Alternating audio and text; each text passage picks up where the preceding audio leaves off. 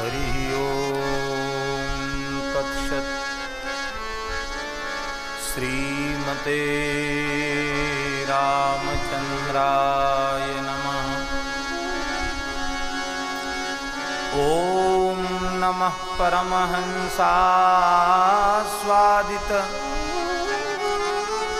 चरणकमलचिन्मकरन्दाय भक्तजनमानस निवासाय श्रीरामचंद्राय वागीशायस्य वदने लक्ष्मीर्यस्य च वक्षसि यस्यास्ते हृदये संवित्तं सिंहमहं भजे।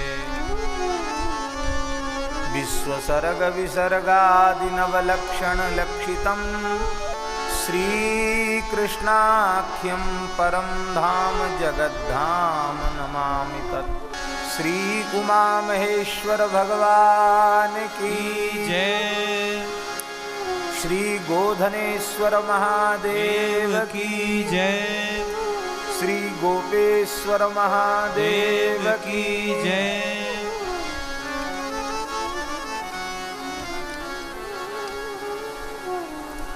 श्री वृंदावन बिहारी लाल की जय। श्री यमुना महारानी की जय। श्री गिरिराज महाराज की जय। श्री 84 कोस ब्रजमंडल धाम की जय। श्री जड़खोर गोधाम की जय। श्री पथमेड़ा गोधाम की जय।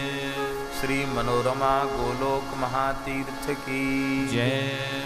श्री नंदीश्वर धाम श्री गोलासन नंदीशाला की जय। श्री शिव महापुराण की जय। श्री ब्रह्मा जी महाराज की जय। श्री नारद जी महाराज की जय। श्री सूत सौनकादि ऋषिन की जय। जय जय श्री राम।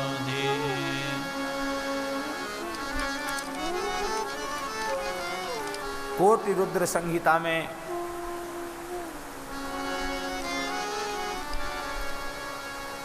भगवान शिव के इस भूमंडल पर अनेक दिव्य स्वरूप हैं, उनका स्मरण किया जा रहा है। पश्चिम दिशा में कपिला नगरी में कालेश्वर एवं रामेश्वर नामक दो दिव्य शिवलिंग विराजमान हैं। शिवलिंगे महादिव्ये दर्शनात् पापहार के, दर्शन से ही पाप नष्ट हो जाते हैं। पश्चिम समुद्र के तट पर महासिद्धेश्वर नाम से भगवान शिव विराजमान हैं। इनके दर्शन मात्र से धर्म अर्थ काम मोक्ष की प्राप्ति हो जाती है। पश्चिम समुद्र के तट पर ही गोकर्ण क्षेत्र है। ब्रह्म हत्यादि पापघ्नम सर्व काम फलप्रदम, ब्रह्म हत्या जैसे पापों को नष्ट करने वाला है।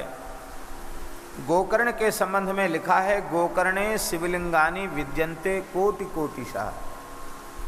गोकर्ण क्षेत्र में करोड़ों करोड़ों शिवलिंग विराजमान हैं, वहाँ कण कण में भगवान शिव विराजमान हैं, ऐसा पुराण में उल्लेख है। इसलिए लिखा है, बहुनात्र किमुक्तेन गोकर्ण स्थानानि सर्वशः शिव प्रत्यक्ष लिंगानि तीर्थान्यंभांसि सर्वशः। अधिक क्या कहें, गोकर्ण क्षेत्र में जो कुछ है सब शिवलिंग स्वरूप ही है और वहां का समस्त जल तीर्थ स्वरूप है।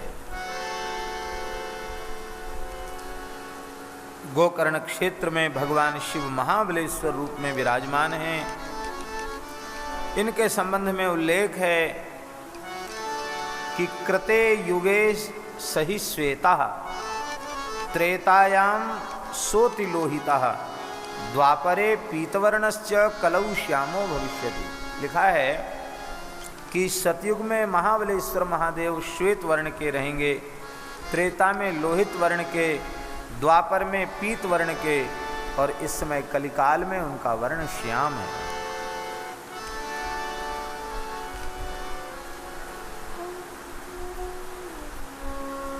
गोकर्णेश्वर महादेव के संबंध में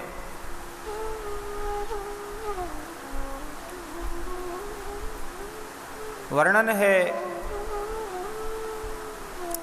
कि यदा कदाचित गोकर्णे योवा को वापि मानवः पूजयेत् शिवलिंगम तत् सगच्छेत् ब्रह्मण पदम। किसी भी समय कोई भी मनुष्य गोकर्ण क्षेत्र में जाकर के भगवान महाबलेश्वर शिव का पूजन कर ले तो ब्रह्म पद को प्राप्त कर लेता है। त्रिदेव संपूर्ण ऋषि मुनियों के सहित वहां विराजते हैं। भगवान शिव के अनन्य भक्त दशग्रीव रावण ने कठोर तप के द्वारा भगवान शिव से ही लिंग को प्राप्त करके गोकर्ण में स्थापित किया था।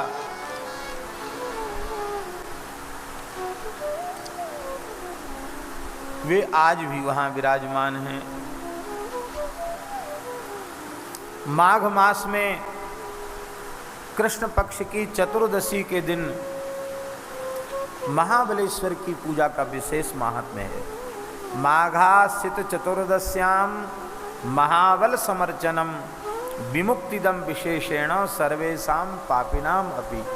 समस्त पापियों को जीवन मुक्ति देने वाला है, ऐसा अद्भुत वहां का महात्म्य है। हे ऋषियों, महाबलेश्वर की कृपा से एक चांडाली भी शिवलोक की अधिकारिणी हो गई, उसको शिवलोक प्राप्त हो गया। सौनकादि ऋषियों ने पूछा है, भगवान ये जो चांडाली शिवलोक पहुंची इसका चरित्र आप कृपा करके सुनाइए।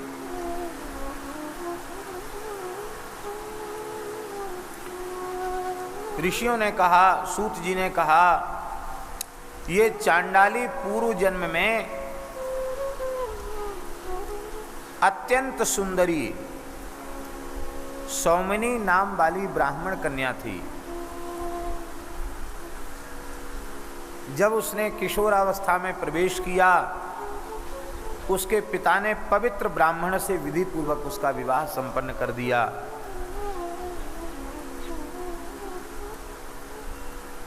अत्यंत सुंदरी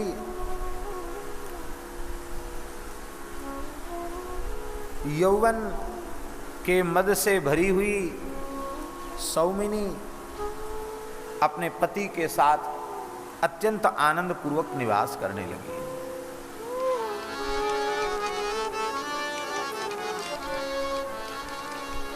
समय बदला और सौमिनी का ब्राह्मण पति रोगग्रस्त हो गया और कालयोग से मृत्यु को प्राप्त हो गया।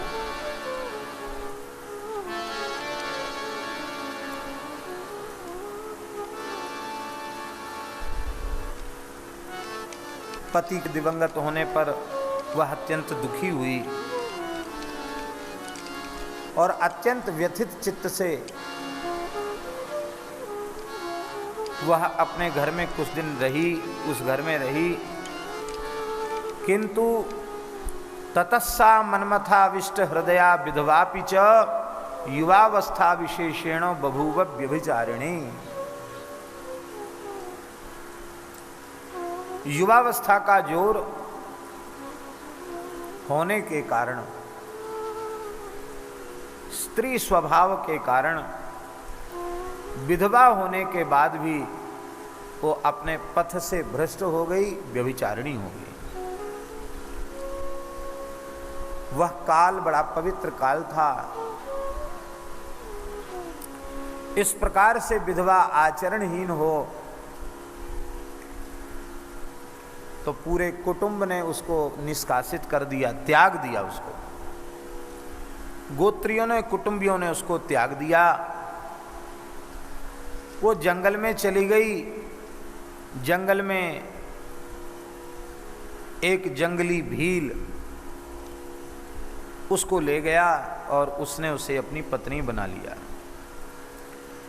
कहाँ तो पवित्र ब्राह्मणी, और अब अथसा पिशिताहारा नित्यमापी तवारुणी अजीजनत सुताम तेन शूद्रेण सुरत प्रिया। मांस खाने वाली, नित्य मद्यपान करने वाली, व्यभिचार में लगी रहने वाली उस स्त्री ने उस भील के द्वारा एक कन्या को जन्म दिया।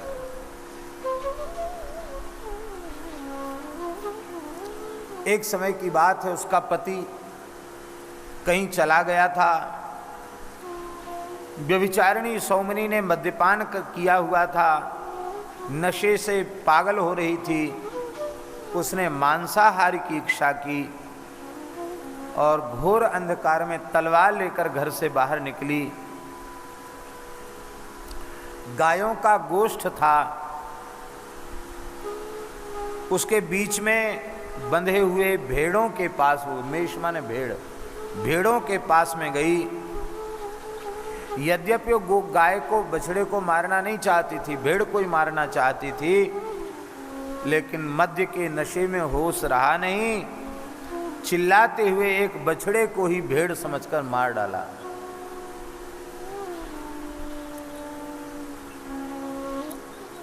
घर में उसको लेके आई तो देखा ये तो बछड़ा है,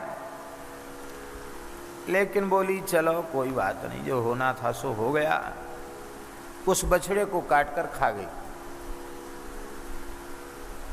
देखो, ये सब कथाएं यह बताती हैं मनुष्य का पतन होता है तो कितना पतन हो जाता है। कहाँ पवित्र विप्र कन्या पवित्र ब्राह्मण के साथ विवाही गई और पतन हुआ तो कितना पतन हो गया। जो जितनी ऊंचाई पर होगा उसका पतन भी उतना ही अधिक होता है। आप जमीन पर चल रहे हो, गिर जाओगे तो जमीन को ही पकड़ के खड़े भी हो जाओगे सहारा लेकर के, और 10-5 मंजिल ऊपर चढ़े हुए हो, वहां से गिरो तो। ब्राह्मण शरीर की उपलब्धि भगवान की सृष्टि में सर्वोच्च अवस्था को प्राप्त करना है। चतुर्थाश्रमी विरक्त साधु सन्यासी ब्राह्मण, इनको श्रेष्ठ कहा गया। वर्णों में प्रथम और आश्रमों में चतुर्थ उत्कृष्ट कहे गए। इसलिए इनका जब पतन होता है तो शास्त्र की भाषा में इन्हें आरूढ़ पतित कहा जाता है। सर्वोच्च शिखर पर पहुंचने के बाद नीचे गिर गए।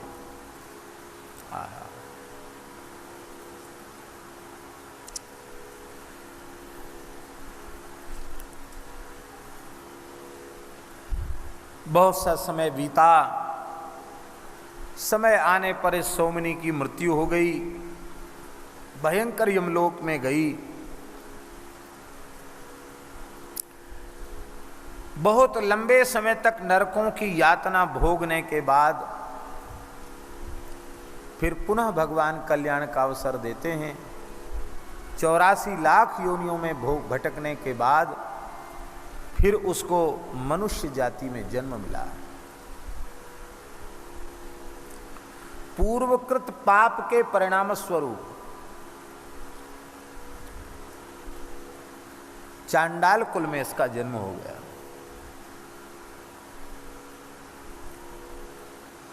जन्म से अंधी, पहले रूपवान थी ना, सब छीन लिया गया। जन्म से अंधी,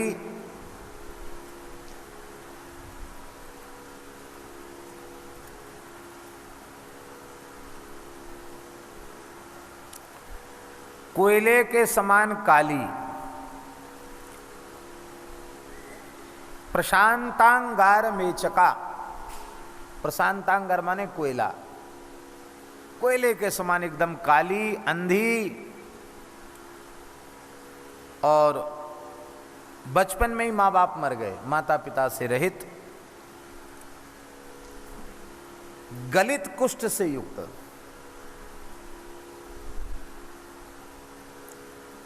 भला ऐसी गलित कुष्ठ से युक्त, सब प्रकार से कुरूप दुर्गंध शरीर में निकल रही है, उससे भला कौन विवाह करेगा। विवाह हुआ नहीं। वह चांडाली इधर उधर जूठन बटोरती खाती हुई अपना समय पास कर रही थी। चांडालों के जूठे अन्न से अपना पेट की ज्वाला शांत करती थी। इसी तरह से इसकी वृद्धावस्था आ गई। सारा जीवन कष्ट भोगने के बाद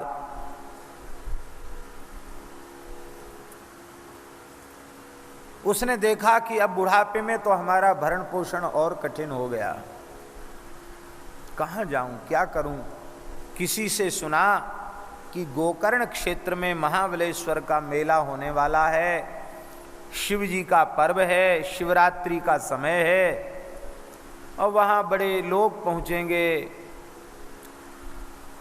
तमाम भिखारी भी पहुँचेंगे और कुछ न कुछ पेट में चला ही जाएगा। ऐसा विचार करके समूह के साथ धीरे धीरे चलती चलती गोकर्ण क्षेत्र में पहुंच गई।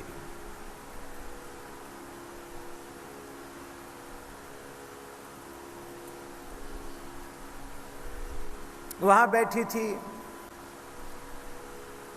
मंदिर के बाहर, परकोटा के बाहर जहां भिखारी बैठे थे वहां बैठी थी, कटोरा लेके। तो किसी व्यक्ति ने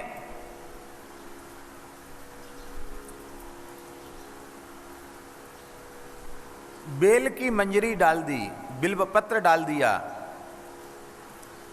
अंधी थी, उसने स्पर्श करके देखा, अरे ये तो खाने योग्य नहीं पत्ती है। ऐसा विचार करके अंजलि में पड़ी हुई उस बिल्व पत्र को उसने जोर से फेंका, खाने योग्य नहीं ऐसा मान करके। इसको कहते हैं स्वामी जी गुणाक्षर न्याय।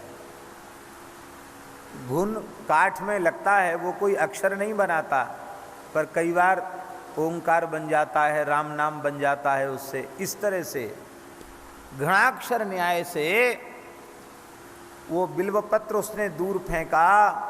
गोकर्ण क्षेत्र में तो पद पद पर शिवलिंग हैं, महाबलेश्वर के मंदिर के निकट भी तमाम शिवलिंग विराजमान थे। एक शिवलिंग के ऊपर बिल्वपत्र पहुंच गया।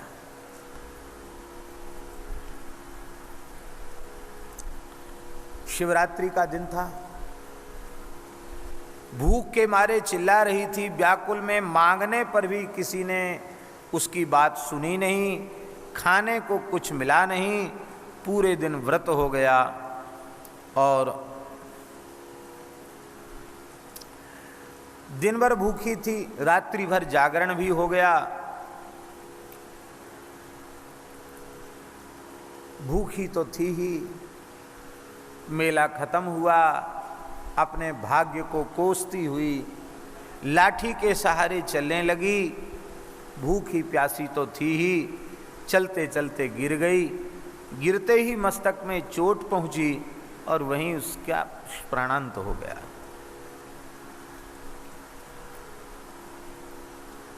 यमदूत आए, भगवान शिव के गणों ने उनको भगा दिया और दिव्य विमान में बिठाकर उसको ले गए।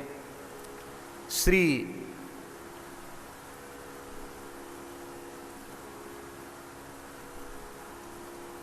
व्यास जी महाराज वर्णन कर रहे हैं, आदौ यदेशा शिव नाम नारी प्रमाद तो बाप्य सती जगाद तेनेह भूयः सुकृतेन विप्रा महाबलस्थानमवाप दिव्यम। अब यहाँ एक प्रश्न है कि पूर्व जन्म की विप्र कन्या यह सौमिनी इतनी अधिक पतित हो गई थी कि बछड़े को भी मार के खा गई और दूसरे जन्म में चांडाल कन्या बनी, और इतना पाप होने पर भी, इतना नरक भोगने पर भी ये पवित्र महान शिव क्षेत्र गोकर्णेश्वर में कैसे पहुंच गई, महाबलेश्वर में कैसे पहुंच गई। भगवान व्यास कह रहे हैं वह व्यभिचारिणी कर्म से चांडाल बनी हुई वह सौमिनी, वो जब बछड़ा पकड़ के ले गई थी भेड़ के धोखे में, और जब उसने देखा कि ये तो बछड़ा है, तो उसके मुंह से धोखे से शिव शिव ऐसा निकल गया था। क्या निकल गया था? शिव शिव। शराब के नशे में थी, धोखे से शिव शिव निकल गया। उसने शिवजी के अर्थ में शिव शब्द का उच्चारण नहीं किया था। हमारे यहाँ संस्कृत भाषा में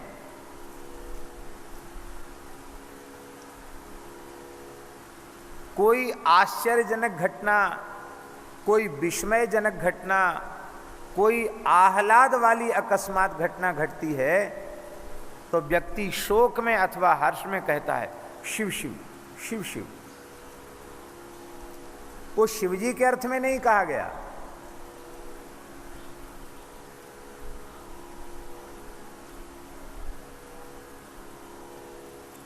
शांतम पापम शिव शिव ऐसे कहा जाता।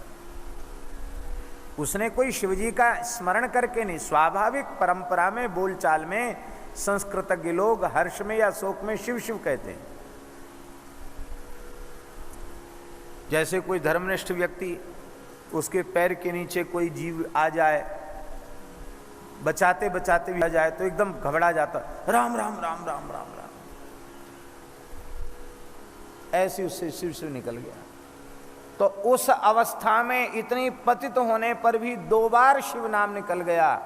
उसी का परिणाम था कि वो 2 बार शिव नाम लेने का पुण्य बना रहा, नष्ट नहीं हुआ, और उसी 2 बार शिव नाम के उच्चारण की महिमा से उसे भगवान महाबलेश्वर के क्षेत्र में, गोकर्ण क्षेत्र में जाने का सौभाग्य प्राप्त हो गया। इसलिए हे ऋषियों, महाबलेश्वर शिवलिंग का जीवन में अवश्य दर्शन करना चाहिए और किसी भी अवस्था में शिवरात्रि व्रत का त्याग नहीं करना चाहिए। शिवरात्रि व्रत की महिमा वह नहीं जानती थी, पर मजबूरी में भूखी रह गई, जागरण कर लिया, धोखे से बिल्वपत्र शिवलिंग पर पड़ गया, उसकी ऐसी महिमा हो गई। तो जो श्रद्धा पूर्वक सविधि शिवरात्रि व्रत करते हैं, नित्य प्रति भगवान शिव को जल चढ़ाते हैं, बिल्वपत्र अर्पित करते हैं, उनका तो कहना ही क्या है। मित्र सह का भी चरित्र आया और उत्तर दिशा में अनेक शिवलिंगों का स्मरण करने के बाद यहाँ लिखा है कि गोकर्ण में स्नान करके चंद्रभाल का पूजन करके शिवलोक प्राप्त करता है। मिश्रिक, ये मिश्रिक जो है उत्तर प्रदेश में सीतापुर जनपद में नैमिषारण्य क्षेत्र में मिश्रिक है, जहाँ दधीची के महाभिषेक के लिए संपूर्ण तीर्थों का जल मिश्रित हो गया था, इसलिए उस तीर्थ का नाम मिश्रित हुआ और वर्तमान में उस मिश्रित तीर्थ को ही अपभ्रंश में मिश्रिक कहते हैं। वहाँ श्री दाधीच नामक भगवान शिव विराजमान हैं। दधीची महर्षि ने उनको विराजमान किया था। दधीचेश्वर शिवलिंग का पूजन नैमिष क्षेत्र में जाकर अवश्य करना चाहिए। बोलो दधीचेश्वर महादेव की जय। हमारे पूज्य गुरुदेव का प्राकट्य उसी मिश्रिक क्षेत्र के निकट कुर्सी गांव में कान्यकुब्ज विप्र परिवार में, एक पवित्र त्रिपाठी विप्र परिवार में उनका जन्म श्री गोमती नदी के तट पर हुआ था। बड़ा पवित्र क्षेत्र है वो। नैमिषारण्य में भगवान शिव भूतनाथ के रूप से विराजमान हैं। उनके दर्शन से तद्दर्शनात् पूजनाच जनानाम पापिनाम अपि भुक्ति मुक्तिश्च तेषां तु परित्रेह मुनीश्वरा। उन्हीं भूतनाथ भगवान को ऋषीश्वर कहते हैं। ऋषियों ने उनको वहाँ विराजमान किया है। देव प्रयाग तीर्थ में भगवान शिव ललितेश्वर के रूप से विराजमान है। बोलो ललितेश्वर महादेव की। नयपालाख्यपुर्यांतु प्रसिद्धायां महीतले लिंगम पशुपति शाख्यम सर्वकाम फलप्रदम शिरोभागस्वरूपेण शिवलिंगम तदस्ति तत्कथां वर्णयिष्यामि केदारेश्वर वर्णने। पृथ्वी पर नेपाल नामक पुरी में क्षेत्र में भगवान पशुपतिनाथ विराजमान है। पशुपतीश्वर संपूर्ण कामनाओं को पूर्ण करने वाले हैं। भगवान केदारनाथ हिमालय में पृष्ठभाग है और उनका शिरोभाग पशुपतिनाथ है। इसलिए पशुपतिनाथ जी का दर्शन कर लेने पर ही और केदारनाथ जी का दर्शन पूर्ण माना जाता है। बोलो पशुपतिनाथ भगवान की जय। श्री केदारनाथ भगवान की जय। नेपाल क्षेत्र में ही भगवान शिव मुक्तिनाथ नाम से विराजमान हैं। बोलो मुक्तिनाथ भगवान की जय। दर्शना दर्शना तस्य भुक्तिर्मुक्तिश्च लभ्यते। दर्शन और अर्चन से भुक्ति मुक्ति प्राप्त होती है। 12 योजन की भूमि मुक्ति भूमि कही गई है। वहाँ के जितने पर्वत हैं वो सब दिव्य हैं। उनको नारायण स्वरूप शालिग्राम स्वरूप माना गया है। महाक्षेत्रा वसुंधरा। श्री हाटकेश्वर भगवान का स्मरण ऋषियों ने किया है। मूल शिवलिंग हाटकेश्वर वे तो पाताल में विराजमान हैं। दैत्य उनकी पूजा करते हैं। बोलो हाटकेश्वर भगवान की जय। अंधकेश्वर भगवान शिवलिंग का बड़ा सुंदर वर्णन है। ये पूर्वी समुद्र में समुद्र की ओर ये विराजमान हैं। भगवान ने भगवती पराम्बा श्री पार्वती जी की परीक्षा लेने के लिए बटुक ब्रह्मचारी रूप में आकर उन्हें दर्शन दिया था। उनके प्रेम की परीक्षा ली थी। बोलो भक्तवत्सल भगवान की जय। सोमनाथ महादेव का चरित्र कल 12 ज्योतिर्लिंगों के क्रम में हम स्मरण कर चुके हैं, इसलिए पुनः उस चरित्र को हम नहीं कहेंगे। यहाँ कोटि रुद्र संहिता में पुनः उनका स्मरण किया गया है। एक श्लोक बोल देते हैं। सोमलिंगम नरो दृष्ट्वा सर्व पापात् प्रमुच्यते लब्ध्वा फलम मनोभीष्टम मृतस्वर्गम समीहते। कहते सोमलिंग का दर्शन, सोमनाथ महादेव का दर्शन करके जीव संपूर्ण पापों से मुक्त हो जाता है और अभीष्ट फल को प्राप्त करके मृत्यु के बाद स्वर्ग प्राप्त करता है। महाकालेश्वर ज्योतिर्लिंग की बड़ी भारी महिमा का वर्णन शिव पुराण में किया गया है। मल्लिकार्जुन भगवान के दर्शन की महिमा का भी वर्णन है। मल्लिकार्जुन ज्योतिर्लिंग का चरित्र हम कल कह चुके हैं। 12 ज्योतिर्लिंगों के क्रम में श्री कार्तिकेय जी महाराज रूस कर चले गए थे। गणेश जी का ब्याह हो गया और 2 बालक भी हो गए और ये पृथ्वी की परिक्रमा करके लौटे तो नारद जी मिल गए। नारद जी ने कहा, नारद जी से पूछा आप कहाँ से आ रहे हैं?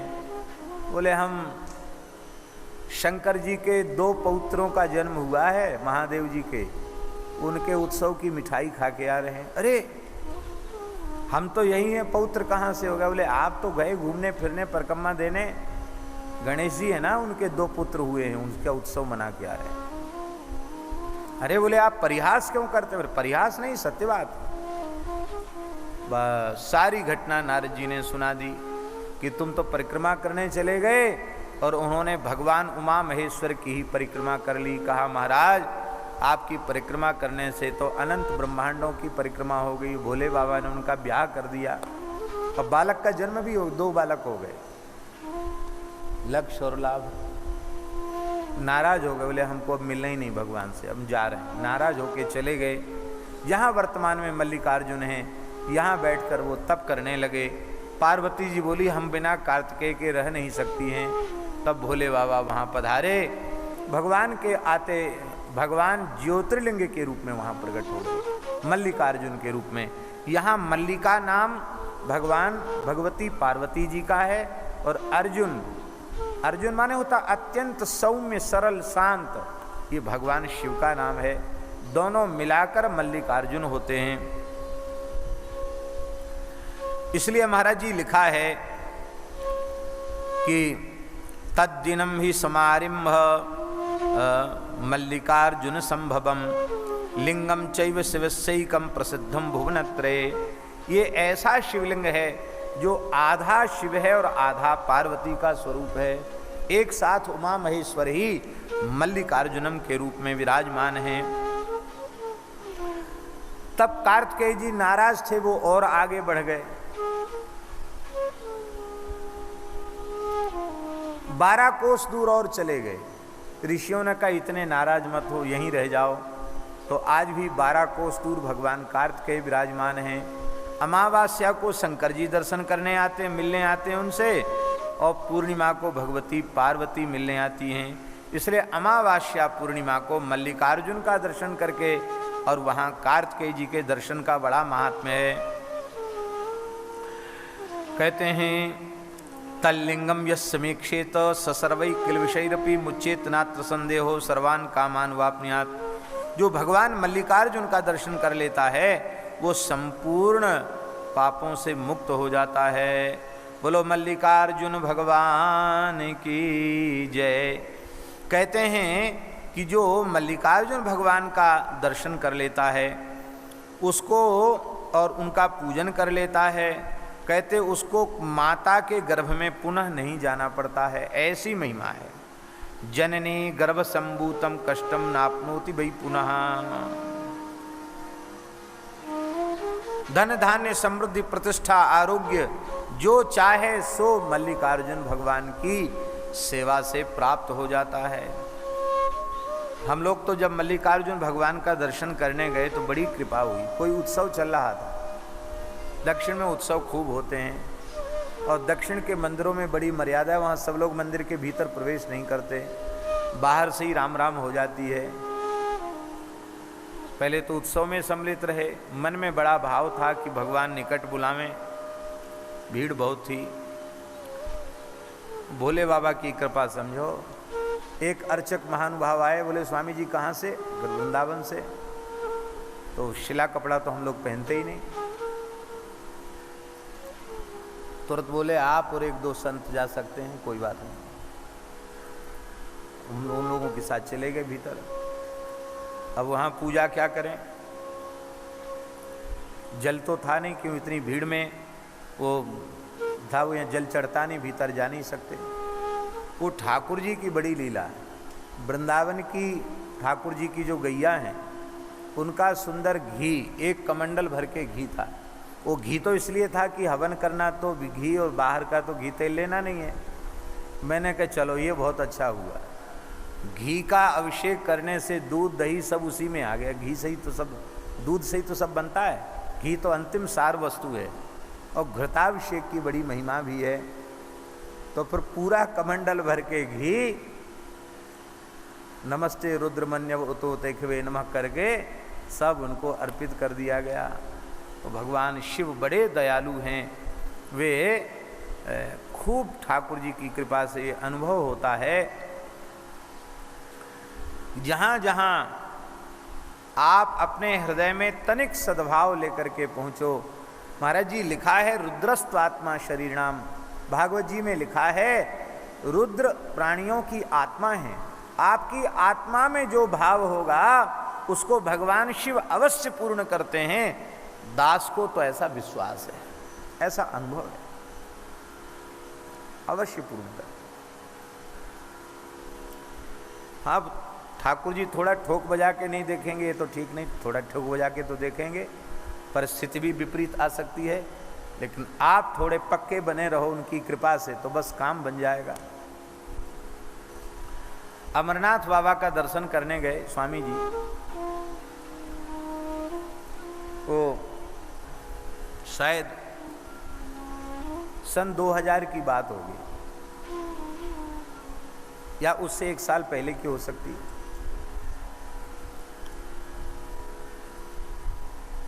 बड़ी कठिनाई से तो पैदल चल चल के गए और जैसे ही वहां पहुंच गए, उस दिन सावन का पहला सोमवार था,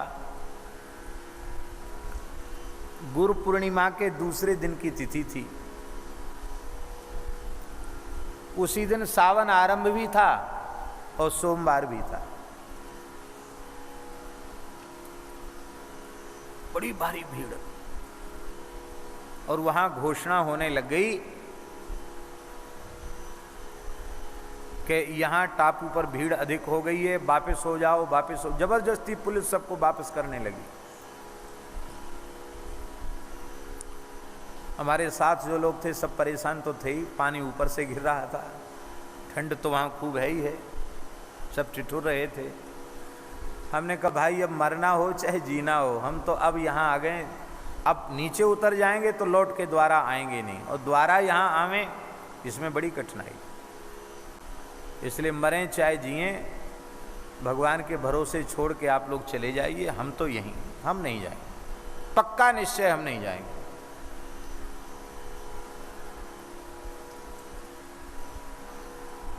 तो हम नहीं जाएंगे तो फिर तमाम लोग तैयार हो गए, बोले फिर महाराज रुकने के तो यहाँ कोई जगह है नहीं। हमने कि जो भी हो, रुकने की जगह हो ना हो, खुले आकाश के नीचे रहेंगे। आज दर्शन नहीं होगा कल दर्शन करेंगे, भीड़ बहुत हो गई थी।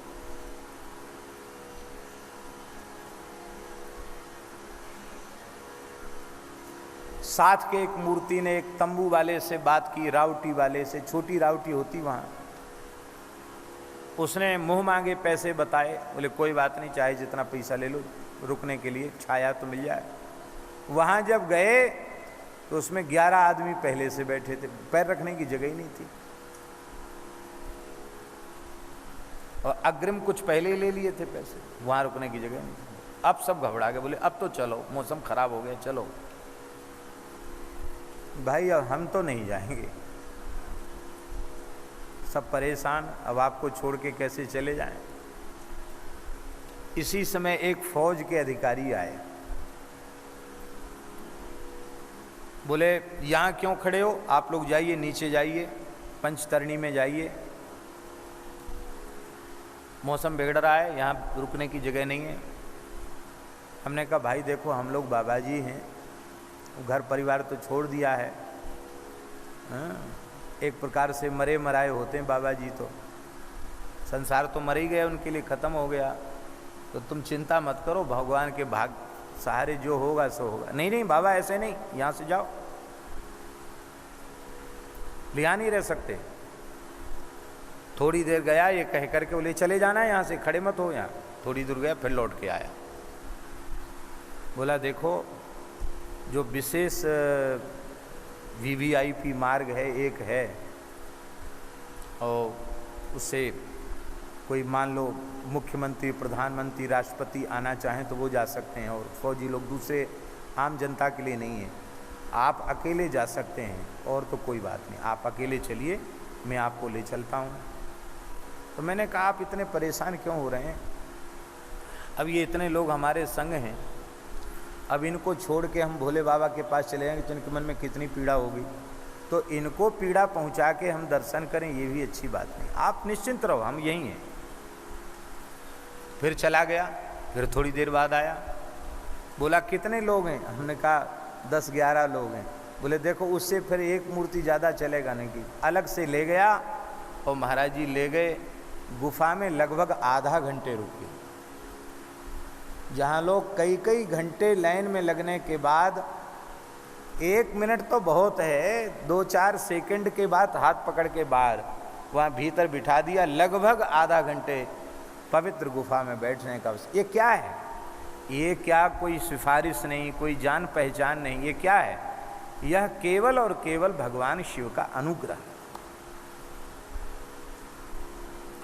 भगवान प्रत्यक्ष हैं, इसलिए भाई जिन लोगों में श्रद्धा नहीं है, विश्वास नहीं है, वे तीर्थ में जाते हैं तो उन्हें पाषाण दिखाई पड़ता है, पर भगवत कृपा से जो आस्तिक हैं, जिनमें श्रद्धा विश्वास है, उनको पाषाण का दर्शन नहीं, वो भगवान का दर्शन करते हैं। और जहाँ आपके मन में इस प्रकार की भावना होगी, वहाँ जरूर भगवान अपनी अनुभूति कराते हैं, इसमें संदेह नहीं है। बोलो भक्तवत्सल भगवान की जय। ज्योतिर्लिंगम द्वितीयं च प्रोक्तम मल्लिक संगीतम दर्शनात् सर्व सुखदम कथितम लोक हेतवे। बोलो मल्लिकार्जुन भगवान की जय। स्कंद पुराण में अवंतिका महात्म्य बहुत विस्तृत है, उज्जैनी का महात्म्य बहुत विस्तृत है। अवंतिकापुरी को महाकाल वन कहा गया है, बड़ी भारी महिमा अवंतिकापुरी की। अवंतिकापुरी में भगवान अगस्त्येश्वर विराजमान हैं और 84 शिवलिंग विराजमान हैं। उन 84 शिवलिंगों का अलग अलग महात्म्य स्कंद पुराण में वर्णित है। महाकालेश्वर तो है ही, उनके अतिरिक्त दिव्य 84 शिवलिंग विराजमान हैं अवंतिकापुरी उज्जैन में, महाकाल की नगरी में।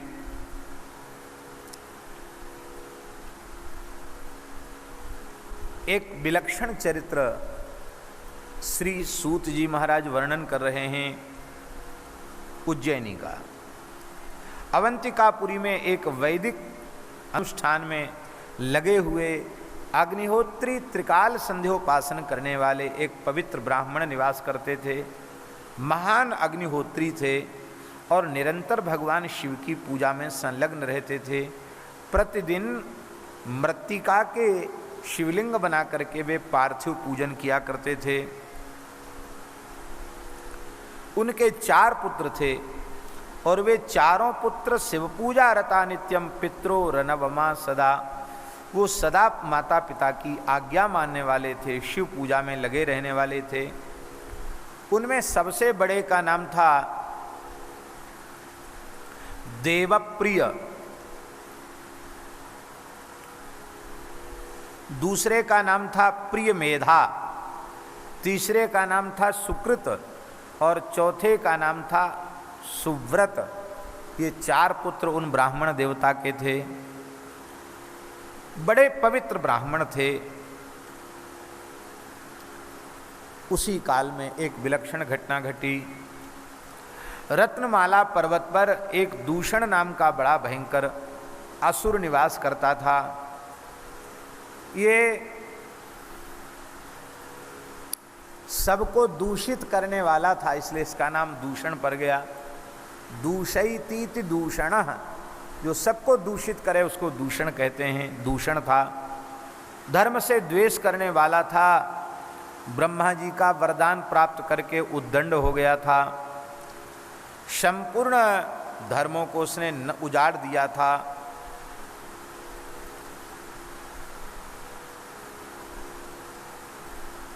जब उसने सुना कि अवंतिकापुरी उज्जैनीपुरी ऐसी नगरी है जहाँ वैदिक धर्म का पालन हो रहा है, अग्निहोत्री ब्राह्मण वहाँ निवास करते हैं, तो वह अत्यंत क्रुद्ध हो गया और बड़ी भारी सेना लेकर के और ब्राह्मणों की नगरी जो उज्जैनी है वहाँ आकर उसने पूरी नगरी को घेर लिया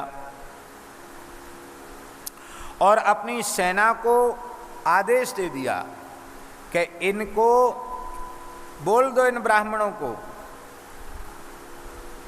कि यदि ये शिव धर्म का त्याग करें, शिव पूजा का त्याग करें, धर्म का त्याग करें तो ही जीवित रह सकते हैं। ब्राह्मणोचित तिलक आदि का त्याग, धर्म का त्याग, संध्या अग्निहोत्र आदि का त्याग करें तो रह सकते हैं, अन्यथा सबको मरना पड़ेगा। ब्राह्मणों को भय नहीं हुआ। नगरी के लोग व्याकुल हो रहे थे। ब्राह्मणों ने कहा कि अरे भाई, सामान्य किसी प्रतिष्ठित व्यक्ति का, लोक में जिसको कोई बड़ा अधिकार प्राप्त है, उसका आश्रय लेने वाला निर्भय रहता है, तो साक्षात महाकाल भगवान का हमने आश्रय लिया है। महाकाल की नगरी में हम लोग रहते हैं, तो भला भगवान शिव का आश्रय क्या कमजोर आश्रय है जो असुर हमारा कुछ बिगाड़ेंगे? जो होना सो हो, हम अपने स्वभाव का त्याग नहीं कर सकते। अब तो महाराज जब यह बात उस असुर के दूतों को ब्राह्मणों ने कह दी, तो उस दुष्टात्मा दूषण असुर ने प्रवेश किया और उन ब्राह्मणों को वो मारना ही चाहता था। भगवान शिव ने हुंकार किया, अथ यावत् स दुष्टात्मा हन्तुमेच्छत् द्विजांश चतान तावच्च पार्थिवस्थाने गर्त आसीत सशब्द कहा। बड़ी जोर का शब्द हुआ, मानो ब्रह्मांड फट गया हो, एक गड्ढा हो गया और उसमें से भगवान शिव का महाकाल ज्योतिर्लिंग प्रकट हो गया। बोलो महाकालेश्वर भगवान की। स्वामी जी आज भी गड्ढा है, गर्त हो गया, तो आज भी जब हम लोग महाकाल का दर्शन करने जाते हैं तो काफ़ी गहराई में नीचे उतर के जाना पड़ता। उस गर्त से स्वयंभू ज्योतिर्लिंग के रूप में भगवान शिव प्रकट हो गए और भगवान शंकर ने हुंकार मात्र से दूषण असुर को संपूर्ण सेना के सहित जला करके भस्म कर दिया। बोलो महाकालेश्वर भगवान की जय। ब्राह्मणों से कहा वरदान मांगो। द्विजाह ऊचुः महाकाल महादेव दुष्ट दंड कर प्रभो मुक्तिम प्रयच्छन शंभो संसाराम बुधित शिव। ब्राह्मणों ने कहा है दुष्टों का दमन करने वाले भगवान महाकाल, आप संसार सागर से हमें मुक्ति दीजिए और भगवान आप सदा सर्वदा इस लिंग के रूप में यहाँ विराजें और अपने दर्शन करने वालों को जन्म मृत्यु के चक्र से मुक्त करें। भगवान शंकर ने एवमस्तु कहा। इसलिए आदि शंकराचार्य भगवान ने 12 ज्योतिर्लिंग स्तोत्र में ऐसा स्मरण किया है। अवंतिकायां विहितावतारम मुक्ति प्रदानाय च सज्जनानां अकाल मृत्यो परिरक्षणार्थम वंदे महाकाल महासुरेशम।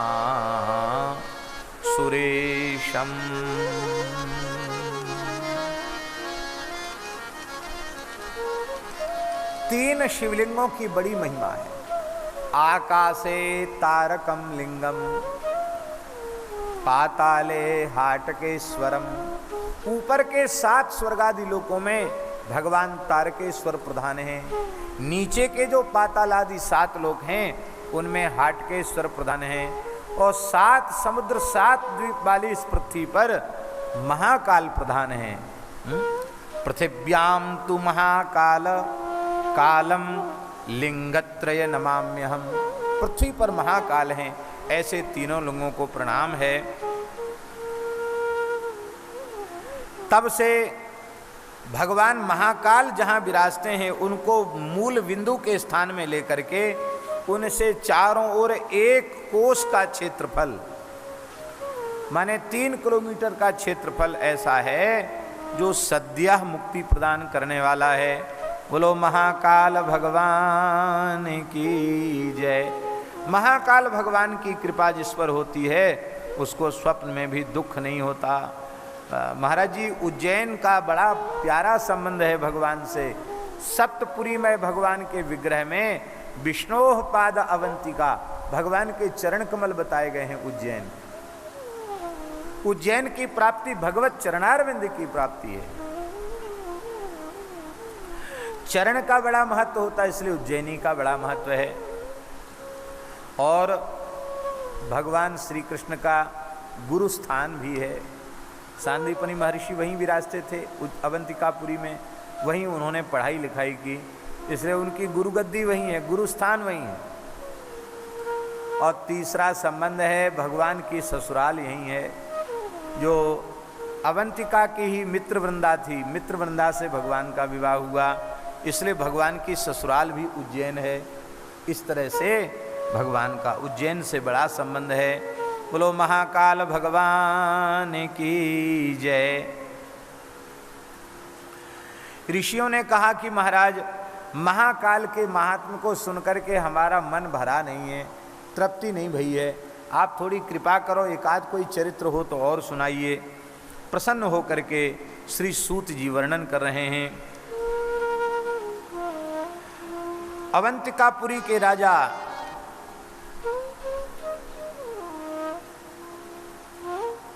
का मित्र भगवान शिव के गणों में जो मणिभद्र नामक गण हैं, वो वहाँ के अवंतिकापुरी के राजा के मित्र थे। उन्होंने मणिभद्र ने भगवान रुद्र के गण ने प्रसन्न होकर के एक चिंतामणि नामक मणि वहाँ के चंद्रसेन नाम के राजा को दे दिया।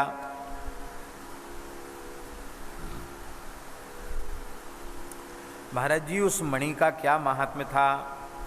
तस्य कांति तलस्पृष्टम कांस्यम ताम्रमयस्त्रपु पाषाणादिक मन्यद्वा द्रुतुम भवति हाटकम।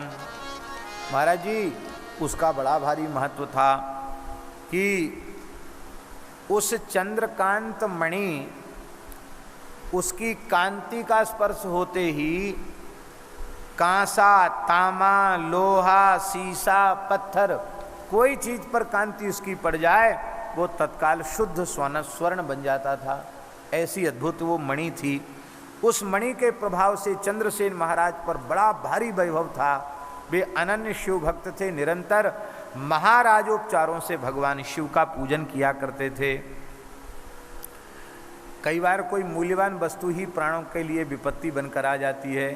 सारी धरती के राजाओं में प्रसिद्धि हो गई कि अवंतिका नरेश चंद्रसेन के पास तो दिव्य मणि है, उस मणि को छीन लो। सब राजा, सैकड़ों राजा सेना लेकर एक साथ लड़ने के लिए आ गए। पूरा नगर घेर लिया गया। चंद्रसेन ने अपने मंत्रियों को पूछा। मंत्रियों ने कहा, महाराज, हम लोगों की सेना इतनी नहीं है कि हम शत्रु सेना से मुकाबला कर सकें। बहुत अधिक सेना का समुद्र ही मानो उमड़ करके उज्जैन के चारों ओर आ गया है। अब तो भगवान महाकाल ही हम सबकी रक्षा कर सकते हैं। ऐसा विचार करके तमेव शरणम राजा महाकालेश्वरमेव, राजा चंद्रसेन अपनी प्रजा के सहित महाकालेश्वर भगवान शिव की शरण हो गए।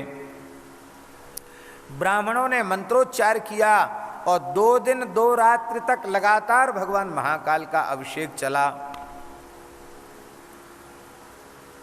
सब विपत्ति तो सभी पर थी, सब संकट में थे, अपने अपने ढंग से सब उपासना कर रहे थे। प्राण तो सबको प्यारे होते हैं। उसी समय एक ग्वालिन दूध दही बेचने के लिए महाकाल के निकट, महाकाल की नगरी में आ गई थी। वो ग्वालिन बेचारी विधवा थी, उसके पति की मृत्यु हो गई थी। एक पुत्र था, वो भी 5 वर्ष का था। जब वहाँ आई तो उसने देखा कि महाराज महाकाल का पूजन कर रहे हैं। वो पूजन का दर्शन करके लौट के घर आ गई। वहीं उज्जैन में रहती थी। तो उसके पुत्र ने, जो केवल अभी 5 वर्ष का था, उस पुत्र ने प्रेम से एक पाषाण उठा लाया, एक शिला उठा लाया और शिला उठा करके वो गंध, अब और बेचारे के पास पूजन की कोई सामग्री तो थी नहीं, ऐसी थोड़ी मिट्टी घोल करके चंदन के रूप में लगा दी। उस बेचारे को यह भी ज्ञान नहीं था कि बिल्व पत्र किसको कहते हैं। वो तो यही समझता था हरा हरा पत्ता। कुछ पत्ती तोड़कर शंकर जी को चढ़ा दी और प्रेम से भगवान शिव शिव शिव शिव जप करता हुआ पूजन करने लग गया। प्रेम में विह्वल हो गया वो बालक। उसकी माता ने सोचा कि बालक कहाँ गया। खोजते हुए, माता खोजते हुए आई तो देखा कि बालक तो एक शिला को रख करके आंख मूंद के ध्यान में बैठा है। कहा, बेटा देखो भूख लगी होगी, भोजन कर लो। पर बालक ने सुना नहीं। जब हाथ पकड़ करके खींचा और क्रोध पूर्वक मारा तो भी बालक उठा नहीं, पिटाई भी कर दिया, हाथ पकड़ के खींचा फिर भी नहीं गया। तब उसकी माता क्रोध में भर गई और माता ने शिवलिंग को पूजा की सामग्री के सहित उठा के फेंक दिया। जैसे ही फेंका, अब तो वह बालक अत्यंत दुखित हो गया, बड़ी जोर से चिल्लाया, देव देवेति चुक्रोश निपपात सबाल कहा, हे देव कह करके रोने लग गया और मूर्छित होकर के गिर गया। महाराज जी, भगवान शिव तो भाव के भूखे हैं। वो 5 वर्ष का छोटा सा बालक रो रहा है, देव देव कह करके रो रहा है। भगवान शिव ने कृपा करके महाकाल का सुंदर रत्नों से जटित मंदिर प्रकट हो गया। पहले महाकाल का केवल शिवलिंग ही था, उस बालक ने अनुग्रह किया और एक दिव्य स्वर्ण मंदिर प्रकट हो गया। सोने का मंदिर है, सोने के किवाड़ लगे हैं, इंद्रनील मणि और हीरे की वेदी बनी हुई है। विचित्रता युक्त बहुत से तप्त स्वर्णों के कलश हैं, मणियों के खंभ हैं, स्फटिक मणि का फर्श बना हुआ है। ऐसा सुंदर ज्योतिर्लिंग प्रकट हो गया, रत्नमय ज्योतिर्लिंग। बोलो श्री महाकालेश्वर भगवान की जय। भगवान शिव की स्तुति बालक करने लग गया। और अब तो महाराज जी, राजा ने आकर के दर्शन किया, ब्राह्मणों ने आकर के दर्शन किया, सब परमानंद में डूब गए। राजा चंद्रसेन की आंखों से आंसू बहने लगे। वो शिव शिव का उच्चारण करते हुए बालक का आलिंगन करने लगे। बड़ा भारी उत्सव हुआ, सब लोग भगवान शिव के नाम का कीर्तन करने लगे। और महाराज जी, इधर ये सूचना जब उन शत्रु राजाओं के कान तक पहुंची कि इस नगरी के एक गोप जाति के 5 वर्ष के बालक ने भगवान शिव को एक दिव्य मंदिर के मणियों से जड़े हुए मंदिर के सहित भगवान शिव को अपनी भक्ति से प्रकट कर दिया, तो सब भयभीत हो गए। बोले, जहाँ के 5 वर्ष के बालक इतने संस्कारवान भगवत भक्त हैं, वहाँ हम लोगों का पहुँचना खतरे से खाली नहीं है। भगवान शिव एक हुंकार करेंगे, हम जलकर भस्म हो जाएंगे। अब तो सबने जूता उतार दिए, कवच उतार दिए, अपने हथियार नीचे रख दिए और बड़े प्रेम से वे सब नगरी में प्रवेश किया। भगवान शिव को प्रणाम किया, राजा चंद्रसेन को प्रणाम किया। बोले, महाराज, अब हमारी शत्रुता का भाव चला गया, आप अनन्य शिव भक्त हैं, हमारे अपराध को क्षमा कर दें। इस प्रकार से वहाँ बड़ा आनंद हो रहा था, सब शिव नाम कीर्तन कर रहे थे। इसी बीच अथास्मिन्नंतरे सर्वैस्त्रिदशैरभिपूजिता प्रादुर्बभूव तेजस्वी हनुमान वानरेश्वर। आज भी महाकाल के मंदिर में स्वप्रकट श्री हनुमान जी का विग्रह है, हनुमान जी का स्वरूप है। बोलो श्री हनुमान जी महाराज की जय। श्री हनुमान जी प्रकट हो गए, सबने हनुमान जी का दर्शन किया, हनुमान जी को सबने प्रणाम किया। हनुमान जी गए और उस 5 वर्ष के गोप बालक को हनुमान जी ने हृदय से लगाया, अपनी गोद में बिठाया और बोले, देखो श्री हनुमान उवाच सर्वे शृण्वन्तु भद्रं वो राजानो ये च देहिना ऋतेशमं नान्यतमो गतिरस्ति शरीरिणाम।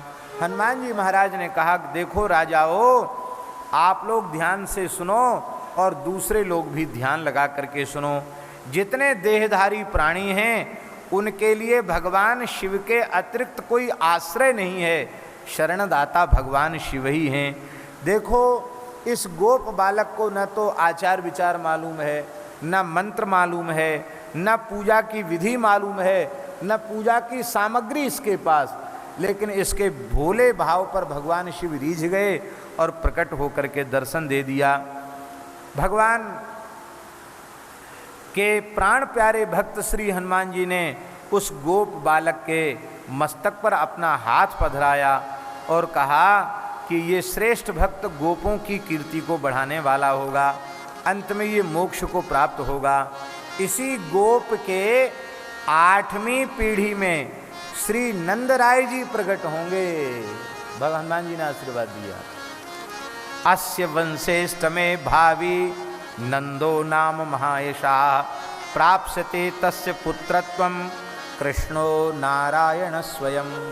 इसके 8वें पीढ़ी में, इस गोप बालक की 8वीं पीढ़ी में श्री नंद बाबा जन्म लेंगे, जिनके पुत्र साक्षात परब्रह्म परमात्मा नारायण श्री कृष्ण जिनके पुत्र होंगे।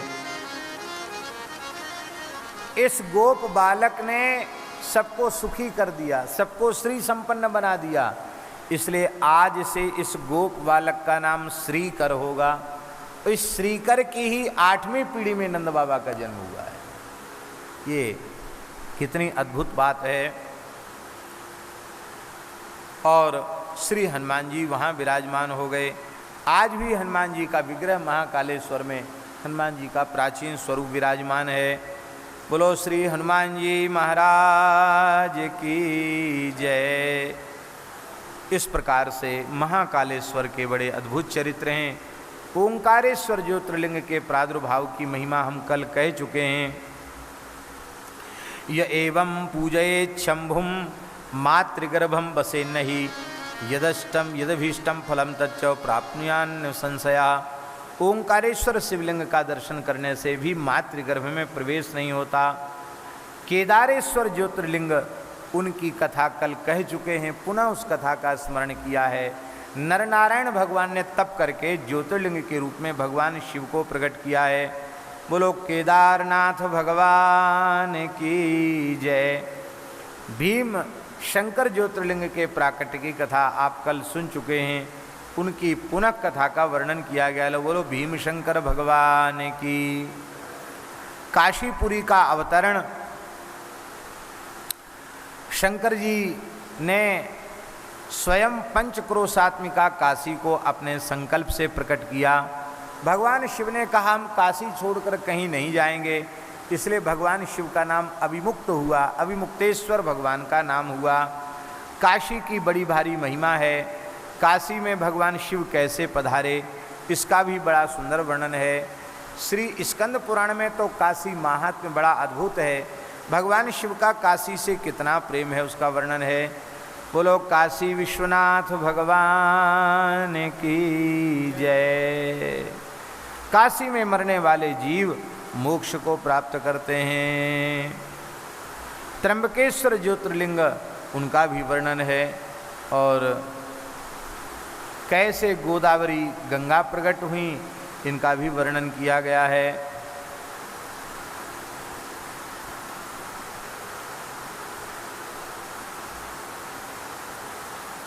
बोलो श्री त्र्यंबकेश्वर भगवान की जय। ऐसे त्र्यंबकेश्वर भगवान में जो आकर के दर्शन करता है, कुशावर्त तीर्थ में स्नान करता है, वो पवित्र हो जाता है।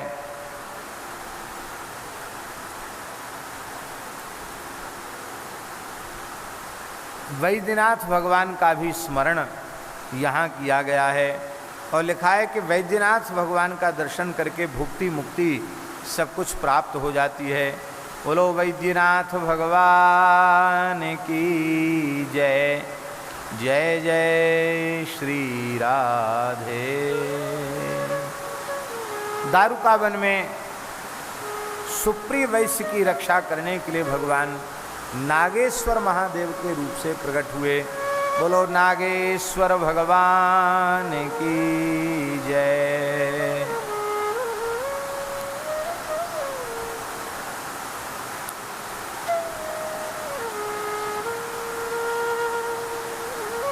भगवान शिव बहुत कृपा कर रहे हैं, खूब अभिषेक हो रहा है जोरदारी से।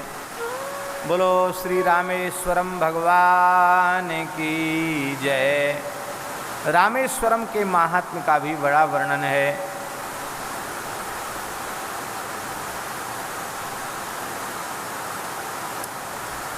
यहाँ एक बड़ी सुंदर बात है। भगवान श्री राम ने रामेश्वरम का पूजन करके कहा, स्वामिन् शंभो महादेवा सर्वदा भक्तवत्सला पाहि मां शरणापन्नं त्वद्भक्तं दीनमानसम् एतज्जलमगाधं च वारिधिर्भवतारण रावणाख्यो महावीरो राक्षसो बलवत्तरः। हे भक्तवत्सल, मैं आपकी शरण में हूँ, आप हमारी रक्षा कीजिए। हे भगवान, दो समस्याएं हमारे सामने हैं। एक समस्या तो ये है कि समुद्र पार कैसे किया जाए, दूसरी समस्या ये है कि त्रिलोक विजयी रावण, उससे ये बंदरों की सेना कैसे मुकाबला करेगी। और भगवान, हमें पक्का पता है कि रावण आपका अनन्य भक्त है और मैं भी आपका भक्त हूँ, तो ऐसा मत करना कि उसके पक्ष में चले जाओ आप। हाँ, हमारा थोड़ा ध्यान बना के रखना। राम जी ने कहा, क्योंकि आप भक्त वत्सल हो ना, कहीं रावण के पक्ष में चले गए तो गड़बड़ हो जाएगी। आप तो हमारे ही पक्ष में रहना। विचार्ये त्वया कार्य पक्षपात सवा सदाशिव, हे सदाशिव आप हमारा पक्षपात करना। महाराज जी जैसे ही कहा, भगवान शंकर प्रसन्न हो गए। सांगः सपरिवारश्च ज्योति रूपो महेश्वरः यथोक्त रूपममलं कृत्वा विरभवद्रुतम। उसी समय भगवान शिव ज्योतिर्लिंग से अपने परिकर के सहित भगवान रामेश्वर प्रकट हो गए और भगवान शिव ने राम जी को हृदय से लगाया। परस्पर मिले, स्तुति विधाम तथा प्रणमति शिवम मुदा, स्तुति किया, प्रणाम किया, प्रार्थना किया है। और भगवान शिव ने जयोस्तुते महाराज प्रीत्या स पुनरब्रवीत, भगवान शिव ने प्रसन्न होकर कहा राम जी से, राम जी आपकी जय हो, आपकी विजय हो। मैंने आशीर्वाद दे दिया कि आपकी विजय हो जाएगी। वो महान भोग और मोक्ष को देने वाले, भक्तों की कामनाओं को पूर्ण करने वाले रामेश्वरम भगवान हैं। महाराज जी पद्म पुराण में लिखा, 12 शिव पुराण में लिखा है, दिव्य गंगा जले नैवा स्नापेष्यति यशिवम रामेश्वरम च सद्भक्त्या सजीवन मुक्त एव ही। जो दिव्य गंगा जल से भगवान रामेश्वरम को स्नान कराएगा वो जीते जी मुक्त हो जाएगा। जे गंगा जल आन चढ़ावई ते सायोज्य मुक्ति नर पावई, ते सायोज्य मुक्ति नर पावई, ते सायोज्य मुक्ति नर पावई। रामेश्वरम को जल चढ़ाने का जो नियम है वो इस प्रकार का है। सबसे पहले गंगा जी जाना। उत्तम पक्ष तो यह है कि पैदल गंगा जी जाए, पैदल ही जल चढ़ावे, लेकिन उतना संभव न होवे तो कोई बात नहीं है।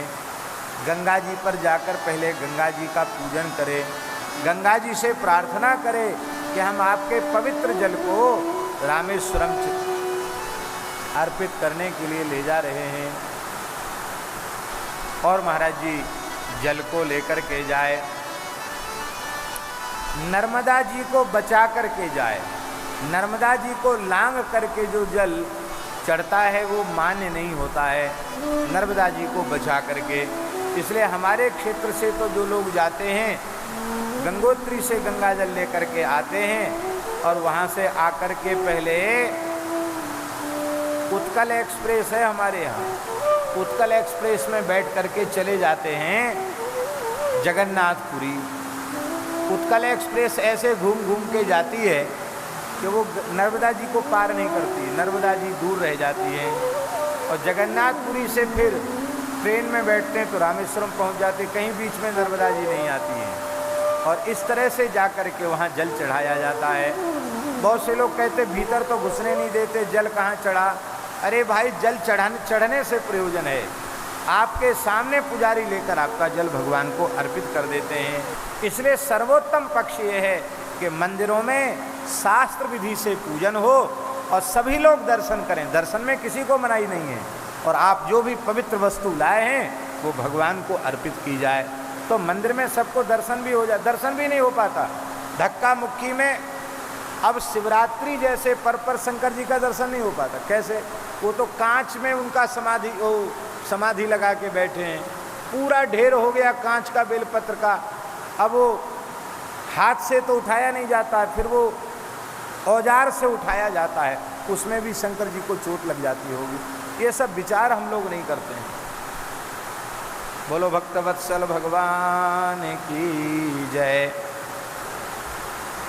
बोलो घुस्मेश्वर महादेव की जय।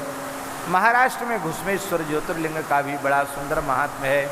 घुस्मा के द्वारा प्रकट भगवान शिव घुस्मेश्वर ज्योतिर्लिंग के रूप में विराजमान हैं। बोलो भक्तवत्सल भगवान की जय। भगवान नारायण ने असुरों की रक्षा की सामर्थ्य प्राप्त करने के लिए तपस्या की। भगवान शिव को 1000 कमल चढ़ाए। भगवान शिव ने 1000 कमलों में से एक कमल चुरा लिया। भगवान ने अपने ही नेत्र को जैसे ही अर्पित करना चाहा, भगवान शिव प्रकट हो गए, हाथ पकड़ लिया, बोले हे नारायण, आप तो मेरे परम प्राण प्रिय हैं, आप मेरे हृदय हैं, आपकी भक्ति को देखकर मैं द्रवित हो गया। भगवान शिव ही चक्र रूप में परिणित हो गए और आत्मस्वरूप चक्र उन्होंने दैत्यों के संहार के लिए प्रदान कर दिया।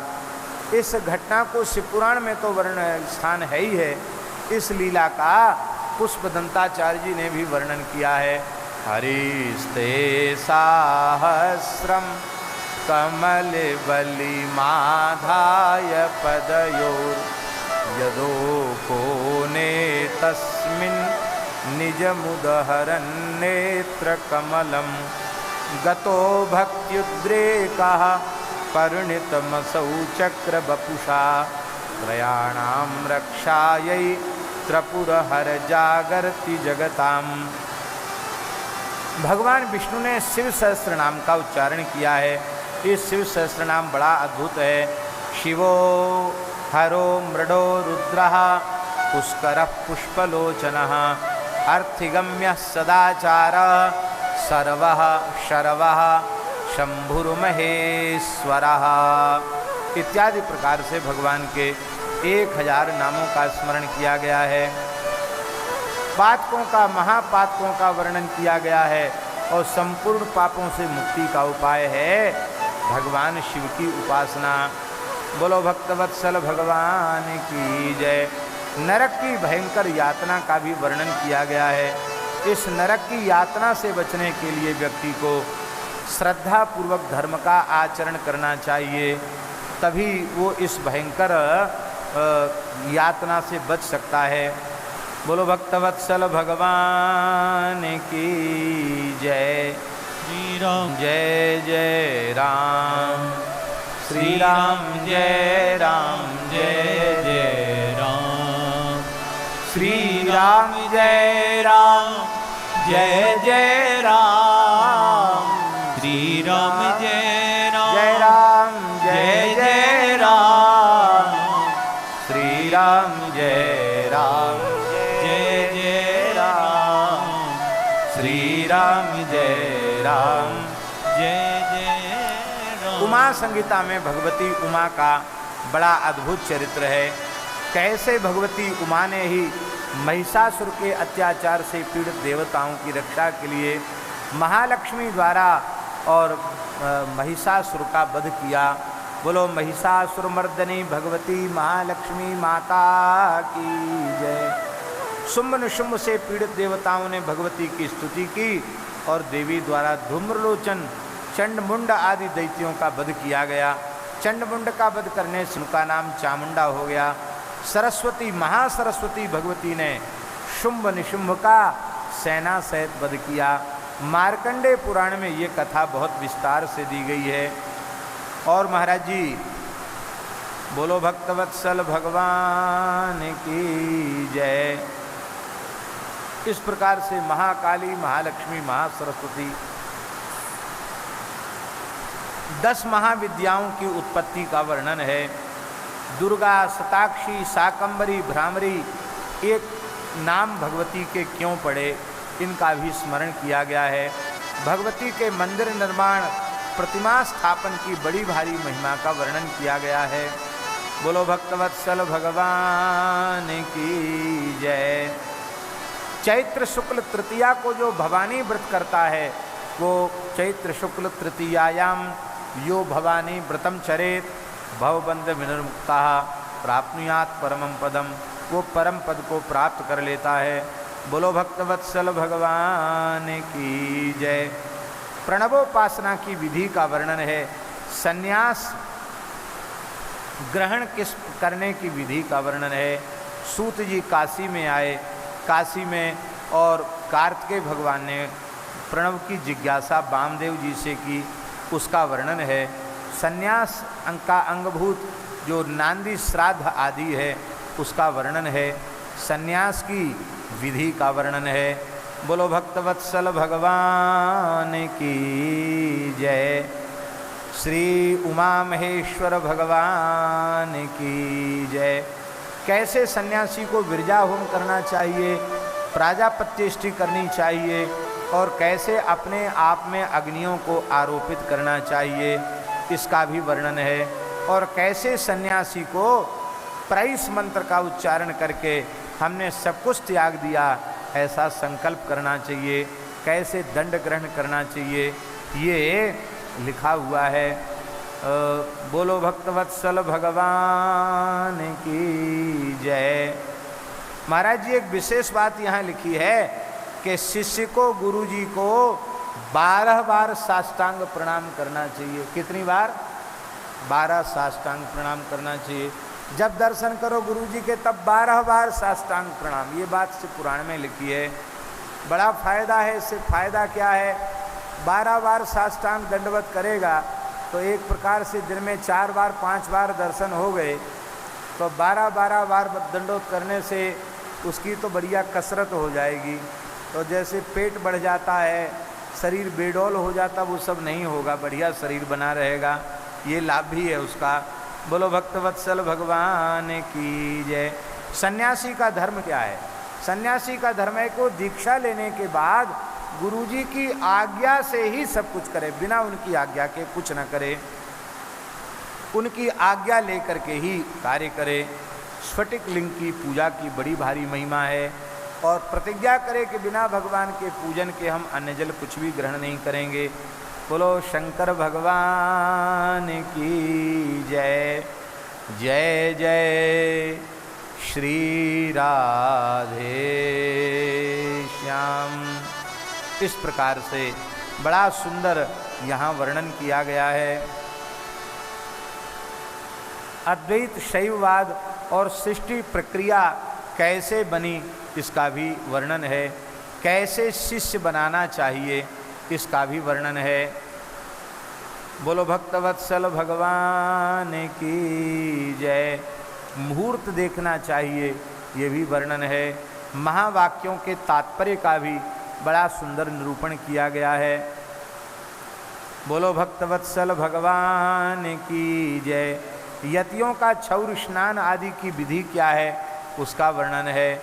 और महाराज जी लिखा है, शौचम स्नानम तथा भिक्षाम नित्यमेकांत सेवनम भिक्षोश्चत्वारि कर्माणि पंचमम नैव विद्यते।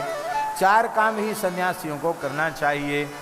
बाहर भीतर से पवित्र रहना चाहिए, त्रिकाल स्नान करना चाहिए, भिक्षान्न से अपना निर्वाह करना चाहिए, एकांत सेवन करना चाहिए। ये 4 काम करे, 5वां काम उसके लिए नहीं है। ये जो और प्रवृत्तियों में लगते हैं, ये बहुत विहित अच्छा नहीं है। पात्र कौन सा रखना चाहिए? बोले अलावु पात्रम, तुमी का पात्र रखे, अथवा वेणु पात्र रखे, अथवा लकड़ी की कठारी रखे, अथवा मिट्टी का पात्र रखे, ये 4 प्रकार के पात्र ही विरक्तों को, साधु सन्यासियों को रखना चाहिए। धातु पात्र नहीं रखना चाहिए। क्या क्या नहीं करना चाहिए विरक्तों को, साधु सन्यासियों को? तांबूलम तेजसम पात्रम रेतस्येकम सितांबरम दिवा स्वापो ही नक्तान्नम यतीनाम षड विवर्जिता। लिखने योग्य श्लोक है। महाराज जी लिखा है पान नहीं खाना चाहिए और स्वर्णादि धातु पात्र का संग्रह नहीं करना चाहिए। वीर्य सेचन नहीं करना चाहिए, अर्थात स्त्री का स्पर्श नहीं करना चाहिए। ब्रह्मचर्य व्रत का पालन करना चाहिए। श्वेत वस्त्र धारण नहीं करना चाहिए। सीतांबरम, श्वेत कपड़ा पहनना भी मना है विरक्त सन्यासी के लिए। दिन में सोना नहीं चाहिए और रात्रि में भोजन नहीं करना चाहिए। न दिन में सोवे न रात्रि में भोजन करे। एक समय भिक्षा ग्रहण करे। शाम को 3-4 बजे खाएगा तो काहे को रात में खाने की जरूरत पड़ेगी। इस तरह से जीवित रहने के लिए खाना चाहिए। ये करने वाले को ही और उसका संन्यास लेने का फल प्राप्त होता है। विरक्त की सन्यासी की अग्नि क्रिया नहीं होनी चाहिए। उसको जल में ही समाधिस्थ करना चाहिए और जल समाधि न हो सके तो उसको भू समाधि करनी चाहिए, किंतु उसको अग्नि में जलाना नहीं चाहिए। बोलो भक्तवत्सल भगवान की जय। हमारे श्री अयोध्या जी में सभी रामानंद संप्रदाय की सभी परंपराओं में सभी विरक्त संतों को सरयू जल समाधि ही दी जाती है। शरीर छूट जाने के बाद सबको जल समाधि दी जाती है, क्योंकि सर्वथा मना है। बोलो भक्तवत्सल भगवान की जय। सन्यस्य सर्वकर्माणि शिवाश्रय पराय तत्ते हम दूषे तस्तेषां राष्ट्रं च नश्यति। सन्यासी का अग्नि संस्कार न हो तो उसकी दुर्गति नहीं होती। अग्नि संस्कार होने से और जो है ठीक नहीं होता। अग्नि संस्कार नहीं होना चाहिए। यदि राजा बलपूर्वक सन्यासी का अग्नि संस्कार कराता है तो जिस राजा के राज्य में अग्नि संस्कार होता है वो राजा का राज्य नष्ट हो जाता है।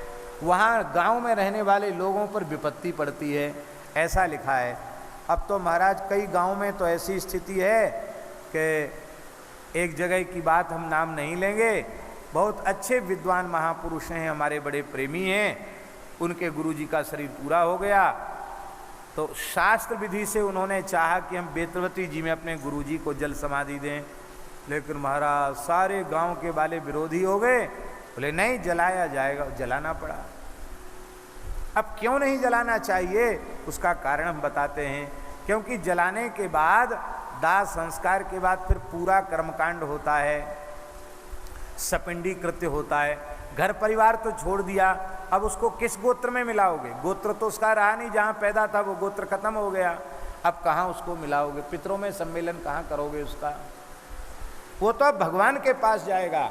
इसलिए और अब जब उसका परिवार से संबंध ही खत्म हो गया तो उसका अग्नि मुखाग्नि कौन देगा उसको?